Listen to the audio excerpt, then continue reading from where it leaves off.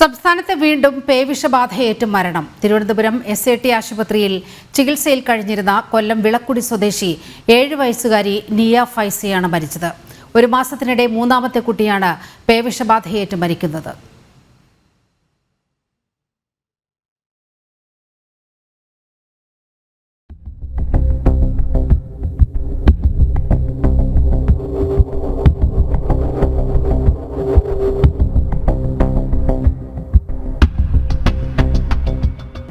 SATയിൽ വരുമ്പോൾ നമുക്ക് പേവിഷബാധയുടെ ലക്ഷണങ്ങൾ ഉണ്ടായിരുന്നു. നമ്മുടെ പീഡിയാട്രിക് ICUവിൽ അഡ്മിറ്റ് ചെയ്തു. നമുക്ക് സാധ്യമായ എല്ലാ ചികിത്സകളും നമ്മൾ കുഞ്ഞിന് നൽകിയിരുന്നു.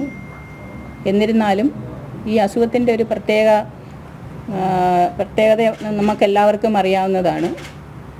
നമുക്ക് കുഞ്ഞിനെ രക്ഷപ്പെടുത്താൻ സാധിച്ചിട്ടില്ല എന്നുള്ള ദൗർഭാഗ്യകരമായ ഒരു കാര്യമാണ്.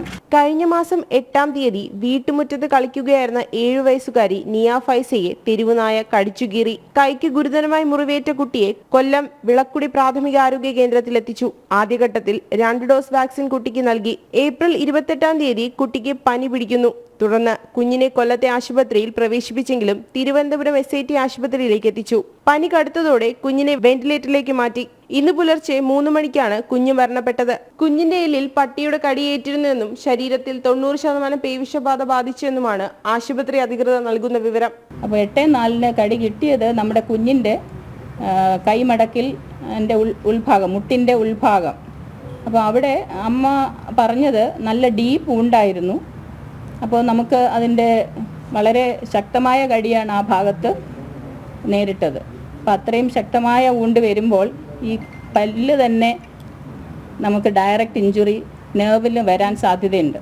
അപ്പോൾ അങ്ങനെ വരുമ്പോൾ ഈ വൈറസുകൾ നമ്മുടെ വാക്സിൻ ആൻറ്റിബോഡി ഫലപ്രദമാകുന്നതിന് മുമ്പ് തന്നെ തലച്ചോറിനെ ബാധിക്കാനും നമുക്ക് ഈ രോഗാവസ്ഥയിലോട്ട് പോകാനുമുള്ള സാധ്യതയുണ്ട്.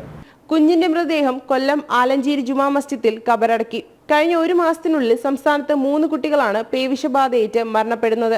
കൊല്ലം, പത്തനംതിട്ട, കോഴിക്കോട് സ്വദേശികളായ കുട്ടികളാണ് വാക്സിൻ എടുത്തിട്ടും പേവിഷബാധ മരണങ്ങൾക്ക് ഇരയായത്.